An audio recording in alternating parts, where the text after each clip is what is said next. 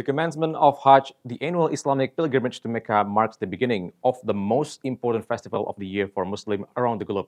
Here's Eid al-Adha.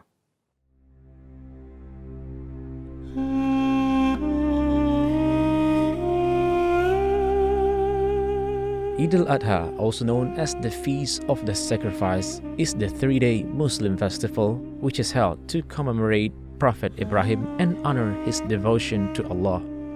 The celebration also marks the end of Hajj pilgrimage to Mecca, which is one of the 5 pillars of Islam and is an obligation upon all able-bodied Muslims that they must undertake at least once in their lifetime when possible. Eid al-Adha is also known as the Greater Eid, and it is the second most important festival in Islam, which is celebrated worldwide every year.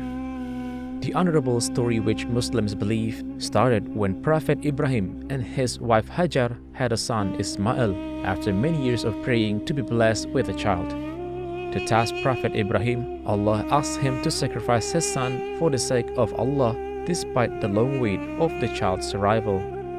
Due to his deep devotion and faith to God, he did not hesitate to take the step and agreed to sacrifice his son.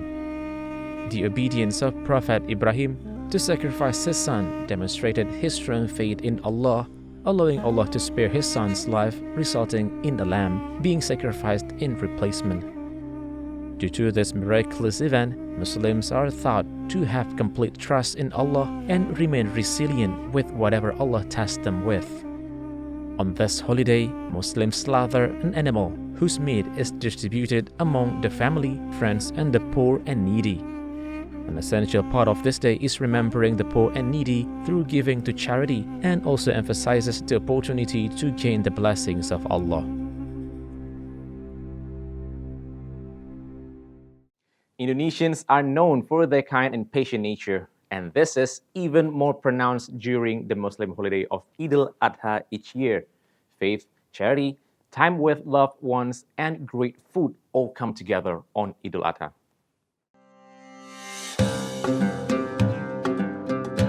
Eid is a big holiday for Muslims around the world. Muslims will perform Eid prayers together in the field, then slaughter livestock such as goats, sheep, or cows.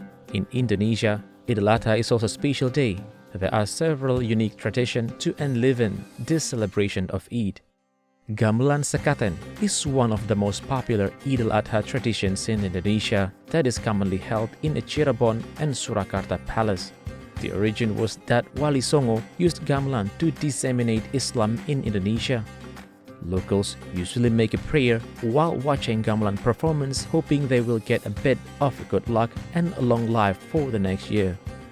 Megang is one of the most popular Eid al-Adha traditions in Indonesia that only happens in Aceh of North Sumatra. Megang is only made for the young orphans and the needy ones who couldn't capable slaughter the animal by themselves. The traditions are already held for so many years to keep a good relationships among others in Aceh. Grebek Gunungan in Yogyakarta is held by locals who decorated all of their harvests in a mountain shape. Later, people will bring the gunungan on a long march through the city and at the royal palace of Yogyakarta.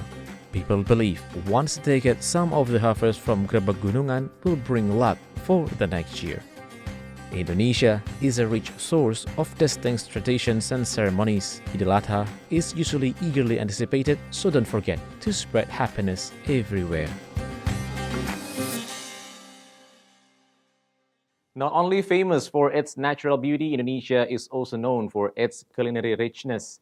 A number of cuisines made of meats from Sabang to Merauke make a wealthy choice, especially during the Hajj season.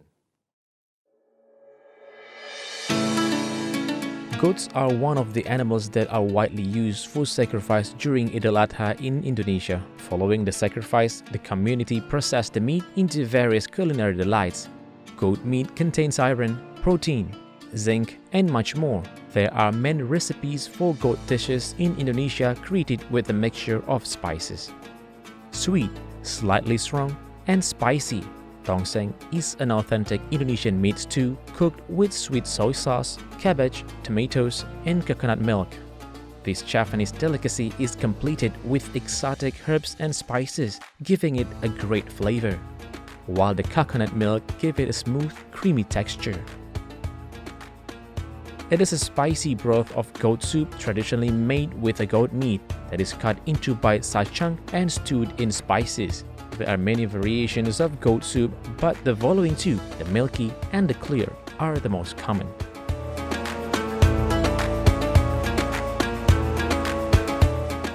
Biryani is a celebration food for sharing. A dish that takes a little effort and preparation, but ultimately one of that is richly rewarding. The beautifully spiced and fragrant layers of biryani rice, centered with juicy, tender meat and spices, is pure bliss. This special dish from Solo is a culinary relation, passed from one generation to another. It has existed since the Dutch colonial era. The basic ingredients of tengkleng are goat bones. You may find it weird eating bones, but the sensation when sipping the sauce gives a sensation that you won't find elsewhere. Tengkleng has a distinctive savory taste, and texture of the sauce is somewhat light, not as thick as a curry.